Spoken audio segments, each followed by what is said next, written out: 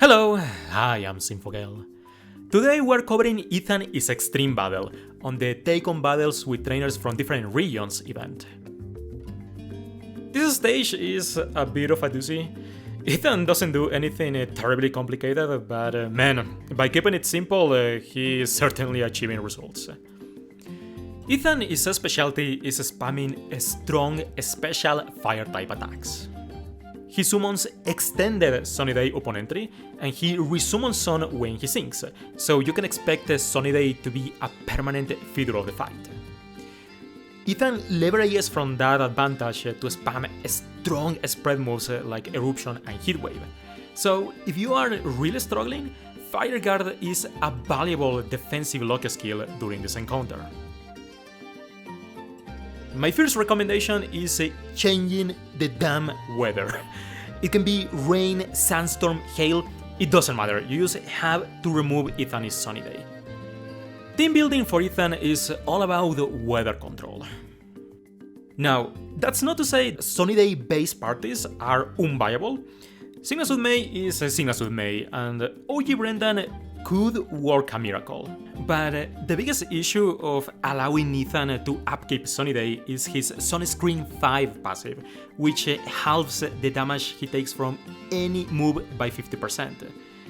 It doesn't lower sync damage, however. Party-wide special defense buffs are fundamental for this fight. If you think that you brought enough special defense buffs and enough recovery, you are wrong.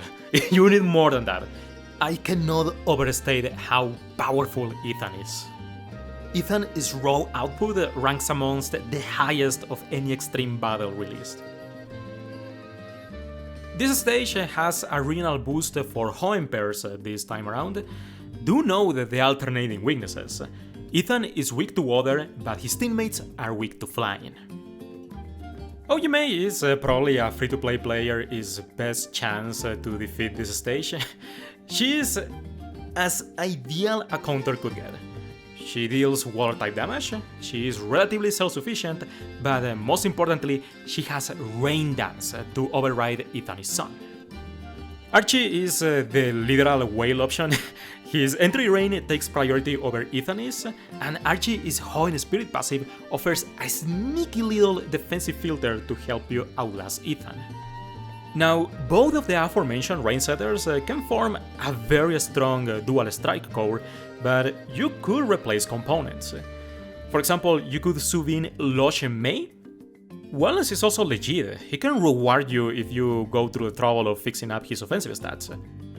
As for my old friend Anniversary Steven, he's only good at 3-5 for access to Weather Wipe. OG Zinnia is quite versatile in terms of applications because her weather multipliers activate in any weather, including Ethan's Sunny Day. As a plus, Dragon Ascent melts through Ethan's teammates. Summer Liza is viable for similar reasons. Summer Steven enters Fringe territory. He has to pay a sinking tax to change the weather, and he lacks super effective coverage, but you could make some magic work with a strong partner like Irida. Now, Winona is a free-to-play player's best friend. She has a Rain Dance and Air Slash for a chance to flinch to control the turn order. Not to mention, Hurricane packs a punch, so she can help you deal with Ethan's teammates. Winona outclasses a lot of utility alternatives, but when it comes to special defense buffs, you have to look elsewhere. There are accessible low-tier supports to consider, such as Roxanne, Liza, Drake. They have their individual perks. Roxanne has Wide Guard Endurance and she buffs speed. Liza tanks relatively well, while Drake has Team Sharp Entry 1 to help complete your setup. Broly is worth a mention because he is one of the very few potion users amongst the Hoenn pairs, and he has Fire Guard on his grid, which you can stack with Fire Guard as a lock skill. As for more advanced pairs, Signals with Brendan is phenomenal in this encounter. He raises special defense very fast, and he can complement special strikers with his buffing kit as well as Luster Purge.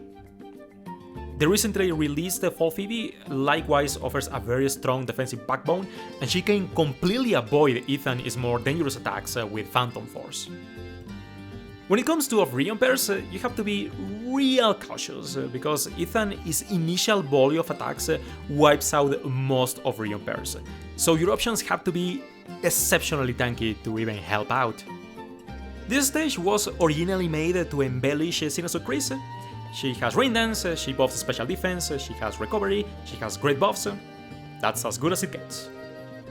Sinasud Mina shares traits as a bulky Rain Dance support, but Be Protect allows her to do some outrageous tanking strategies that no other single pair can pull off. Champion Kalem summons Rain Dance and can protect the party with a team safe start at 3-5, but the problem with him is that his body move conditional takes a little while to unlock. Bertha summons Sandstorm upon entry, she buffs special defense and crit, and she can grid endurance at 3-5. Ingo is a more proactive Sandstorm support with a potion to help out his teammates. Lastly, Irida summons Hail at the same time she casts Ice Zone. At 3-5 she can debuff a special attack and a special defense, so if you want to get a little silly with the Champion Red, this is it. Alright, I wish there was a cheaper striker to use than OG Mei, but this stage legitimately frightens me, which is fitting for his Pokémon, but we can depend on Mei to save our collective assets. Mei is a perfect response to this stage. Strong Water type damage, Rain Dance, decent bulk. She is the baseline for a successful team.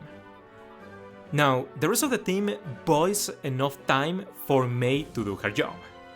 For my approach, I like Liza a little better than Roxanne or Drake, because she buffs special defense a little bit faster, and I am going to demonstrate this with a 1-5 Mei grid, so I have to buff Mei's special attack.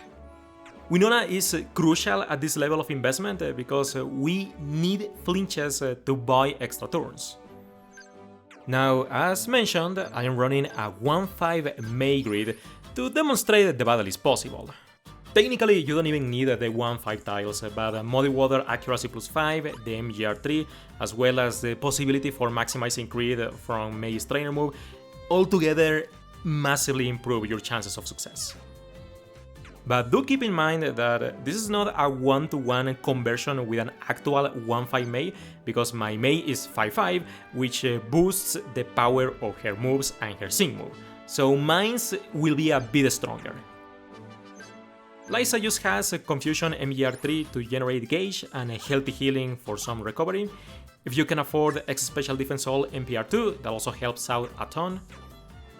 Winona likewise has a fairly minimalistic grid, but is perhaps the most important, because she needs Air/Aggravation 1. This doubles her chance to flinch up to 60%, which is instrumental for delaying Ethan's damage. If you can afford to fully grid Winona, Refreshing Rain 1 and Shower Sync can come in handy. Conversely, you could improve Winona's damage with ramming speed.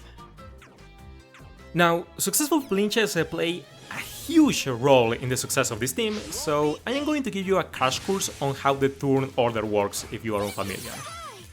Most stages in Pokémon Masters follow a set turn order, which is center, right, center, left, repeat, with sync moves taking priority. When you successfully stagger an enemy, the trainer is then forced to use a trainer move if they have any. And in extreme battles, when an enemy recovers from flinching, they activate Resilience. And this sets up a shield that protects them from status conditions or interferences for a little while, so you cannot flinch them until it wears off. What you want to do is keep the turn order in mind. For example, if you flinch right, that means that center is active next, so you can anticipate that and flinch left afterwards. Alright, first warning, you need to proc a flinch on the first or second turn. If you fail it, you reset, okay? Okay. Winona should always attack last on every turn to afford Mei the opportunity of taking extra actions between flinches. And how do you know a flinch is going to happen? A flinch is successful when you can see that little flinch icon fade in alongside that horrible recoil noise. When you successfully flinch an enemy, there is a small window of time where you can input actions before the flinch kicks in and the enemy is forced to requeue. Here you will notice that I had Winona Q Rain Dance rather than Air Slash. The reason is that Ethan's resilience icon is active, so he cannot be flinched. I can take better advantage of this turn by going for Rain Dance to pad out its duration. Here is a basic flinch chain. A successful flinch on right, that means that center is attacking next, so I anticipate left is attacking next and aim Air Slash that way. Note I also used the Rain Dance early. I had a hunch that Rain was going to wear off, and you always want the Rain Dance up whenever Mei sinks to boost her sync damage.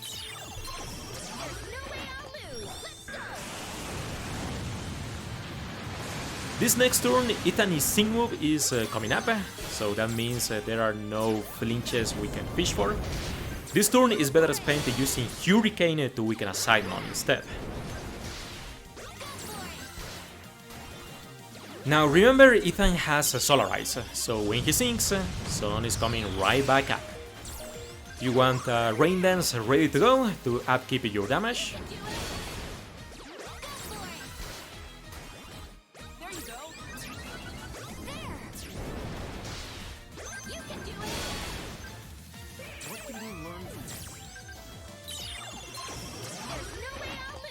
On this last turn, I should have gone for Air Power, because it doesn't have a chance to miss.